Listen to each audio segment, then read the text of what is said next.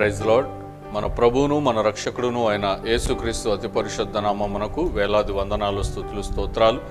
దేవుని ప్రియ సంఘమైన మీ అందరికీ కూడా ప్రభువునందు శుభములు. బెరాక బ్లెస్సింగ్స్, బెరాక ఆశీర్వాదములు అనుదిన క్లుప్త వాక్య ధ్యానములకు మిమ్మల్ని ప్రేమపూర్వకంగా ఆహ్వానిస్తున్నాను. ఈరోజు లేఖన భాగము గలతీయులకు రాసిన పత్రిక 4వ అధ్యాయం 4 నుండి 7 వచనాలు.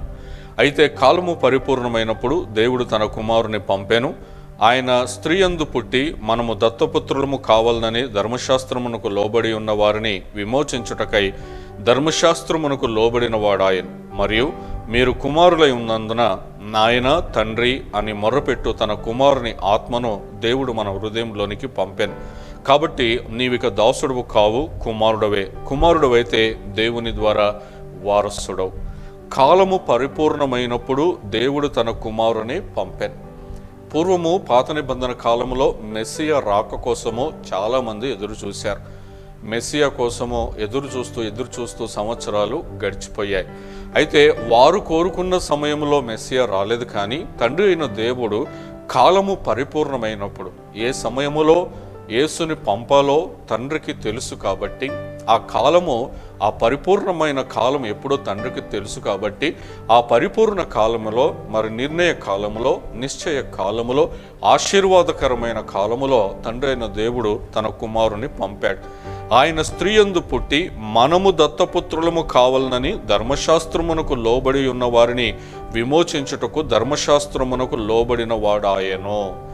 ధర్మశాస్త్రము నుండి విడిపించుటకు ఆయన ధర్మశాస్త్రమునకు లోబడిన వాడాయను. అంటే పాపమునకు ప్రాయశ్చిత్తం ఏంటి? మరణం.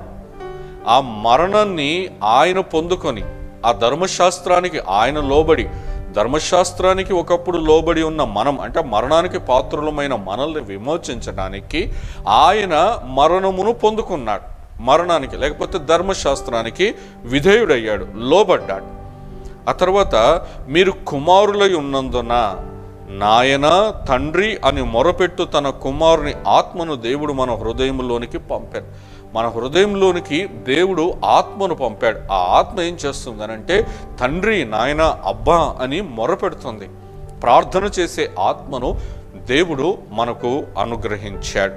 ఎప్పుడు మనము కుమారులం అయ్యాం కాబట్టి, మనం పాపము నుండి విడుదల పొందుకున్నాం కాబట్టి నీవిక దాసుడవు కావు, కుమారుడవే.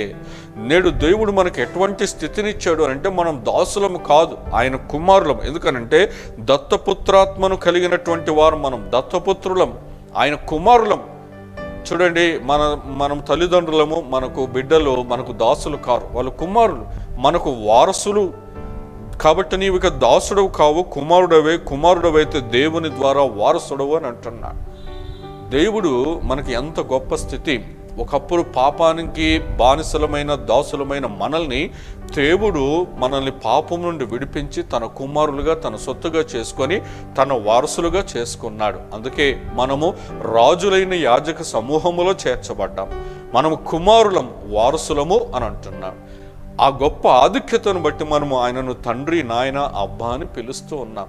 ఈ సంబంధాన్ని యేసుక్రీస్తు ఈ లోకానికి వచ్చుట ద్వారా, ఆయన సిలువలో మన కొరకు, మన నిమిత్తము ప్రాణం పెట్టుట ద్వారా జరిగింది.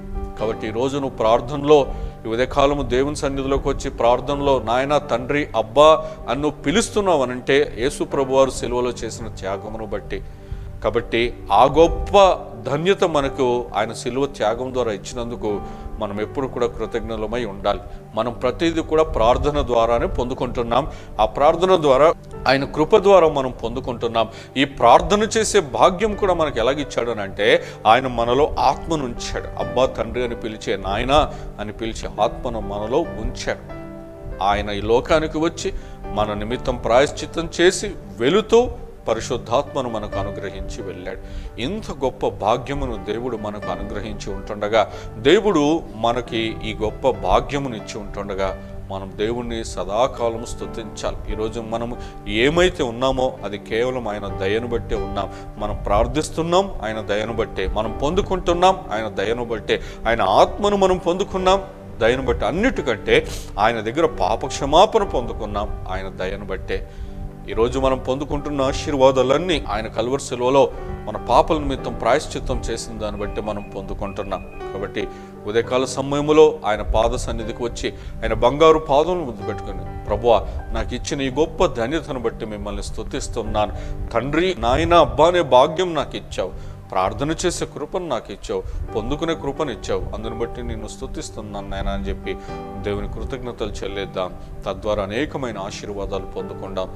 దేవుడు ఆ కృపను మనకు దయచేయునుగాక. ఆమేన్. Praise the lord.